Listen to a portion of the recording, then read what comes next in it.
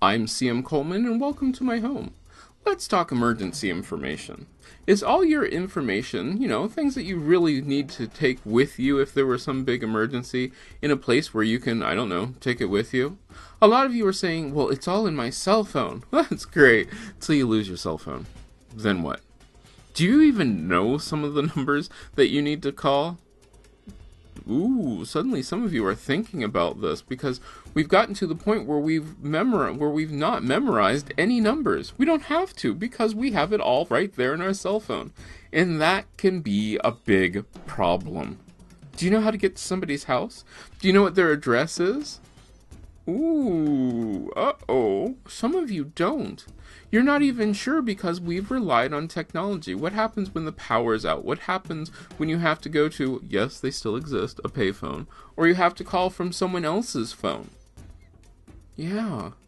We need to have actual emergency numbers and things, contact ways that you have memorized. Yeah. I have phone numbers that I have memorized. I've even memorized the pattern of the phone number. Yeah, that might help some of you. But there are reasons for this because, like I said, power can go out. You can lose your phone. All sorts of different things can happen, and you might not have this information. Maybe you need to write it down. Now, there's a lot of people who are saying, well, if you write things down, like your passwords and those things, those can be stolen. Okay, that's really great. And then you'd have to have big, huge problems of that.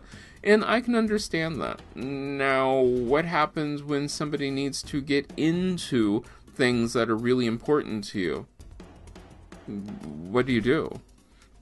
If you have an accident and someone needs to get a hold of, other people on your contact list and that sort of thing, say your parents want to contact the rest of your friends and tell them that you're in a coma, yeeks. I don't know. How do they do that? They might not even know who half your friends are. Somewhere, somebody's got to have a way to get into the rest of your stuff. Someone who you trust. Yeah. Your emergency contact information, we've done everything about keeping everything private to the point where now we're finding out that people don't know anything about you.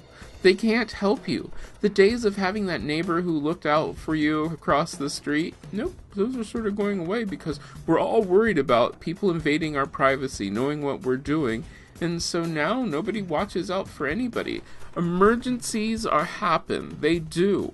And you're going to have to prepare for them. You're going to have to be able to have the contact information that you need right there available for you. Yeah. And will that give up some of your privacy? I don't know. I don't have an answer on this one. Because you have to look at the big picture. And the big picture is, in an emergency, what are you most concerned about? Are we going to cause our own problems by having some information available? Or are we going to help ourselves by having some information available?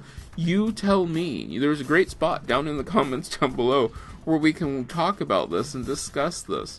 There's going to be a point where it's going to become important for people to know at least a few things about you. Name, rank, serial number, somebody to contact. Let me know in the comments. Don't forget to subscribe. Every Monday through Friday I talk about a different subject.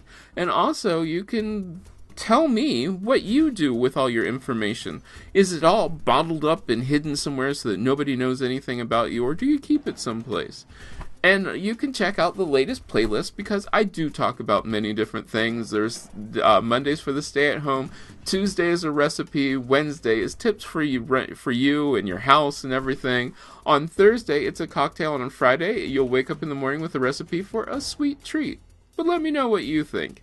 I hope I get to see you again tomorrow, and as always, remember, running your house doesn't have to be a full-time job. Turn it into a hobby and have some fun. Be like me. Be a hobby homemaker.